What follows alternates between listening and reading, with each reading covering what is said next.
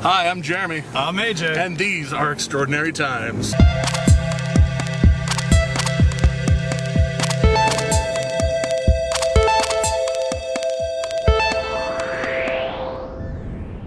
Welcome back to Wait a minute. Much better. Welcome back to Extraordinary Times.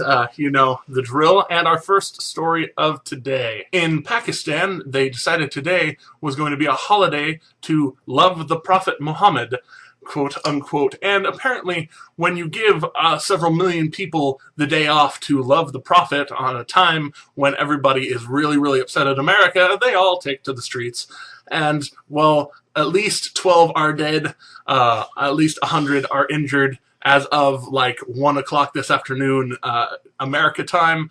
So heaven knows how bad it's gotten. They were burning effigies of President Obama. They were burning the U.S. flag. They were burning the Israeli flag because, you know, the Jews are still their mortal enemies. They were burning movie theaters. They were burning movie theaters that show Western-influenced movies and things. So when they can't charge the embassy, they will charge anything else. Basically, Love the Prophet Day is set everything on fire day. Religion of peace, my shiny balding head. Speaking of the destroying of embassies and stuff, back to Libya, wherein officials of that country have stated they really just don't have the power to go after the people that killed our ambassador. So instead, our own FBI will be heading over to handle the investigation. We're going to be doing our own stuff, but really they just said no, they don't have the expertise or technology to do a proper investigation. They do say they want to get done, but really this is not looking good on them. They're not even really trying. We have the power. We can rebuild it. So we move on to Afghanistan, where the last of the 33,000 troops that were the surge to supplement the rest of our troops are finally leaving Afghanistan, according to a promise that Barack Obama made back when he first sent them over, that they weren't going to be there forever. And so, you know, at least some of his promises he's keeping. On the heels of attacks like Fort Leatherneck, like we talked about before, this is kind of good news for those of us who have friends over there and who have been over there. So, you know, thanks, you guys. Now on to those false promises and false statements and everything lying coming out of Obama's mouth. He recently had an interview where he stated that the Fast and Furious debacle that we've covered a couple times started under President George W. Bush.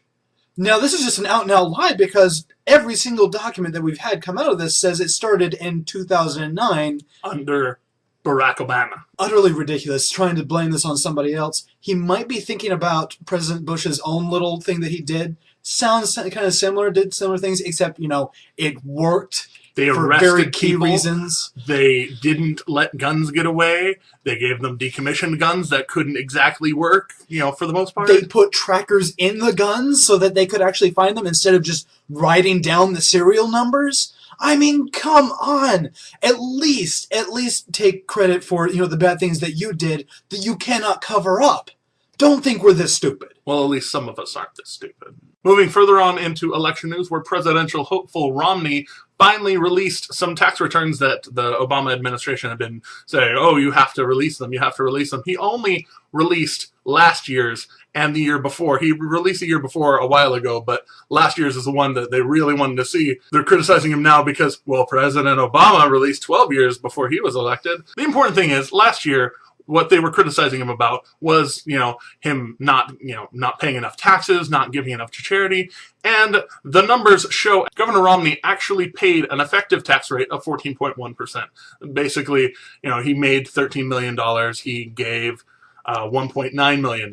And that's, you know, that's groovy. That's a little bit below what people expect whenever your income is huge. But most of that money was made from investments because he has tons of money put away. And that tons of money makes him tons of money. Like a smart person does. Like smart people do when they have tons of money. He also contributed to charity approximately $4 million only about half of which he actually claimed as a charitable deduction for himself, because he wanted to keep his promise that he was not going to pay below 13.5%, which now he didn't release all of his old tax returns, but his tax company released a statement that released some averages, and apparently his average annual effective tax rate is about 20.2%, the lowest of which is 13.66. So, he's keeping his promises, and, he hasn't given 30% of his money every year to charity. His average is about 13.45%. So, at least that he's claimed on taxes for deductions and things. So, yay from it. And Barack Obama has a bunch of numbers too, but they really don't actually stack up. If you want to know, there's a story down there. You can look at it. So switching over to Verizon, because I want to stop with the politics thing. Verizon CFO Fran Shammo recently came out during a meeting with Goldman Sachs investors and everything, saying unlimited is just a word. It doesn't really mean anything. Going forward on to say that, we're going to be shifting over to our shared data plan because people really don't consume as much data as they think they do. What?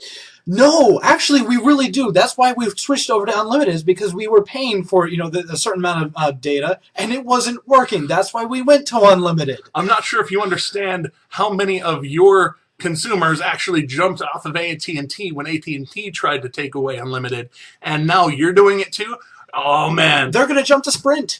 And T-Mobile and all the other ones that are actually, paying attention to what consumers want. But for our feel-good last story of the day, well, Lindsey Lohan and Amanda Bynes, they have been in the news recently because they can't drive very well, / they drink and drive and, sometimes go to jail.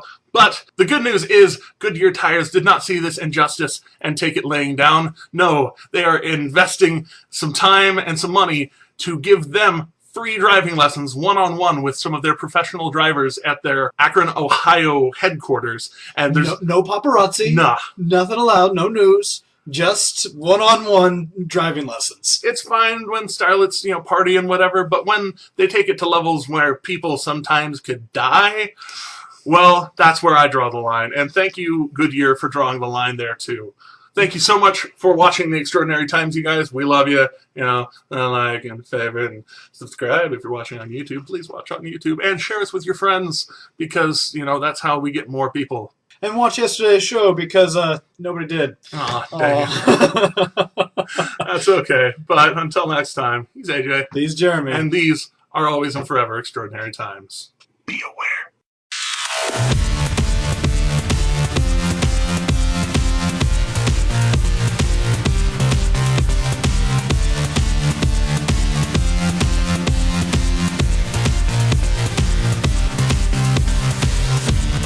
Religion of peace, my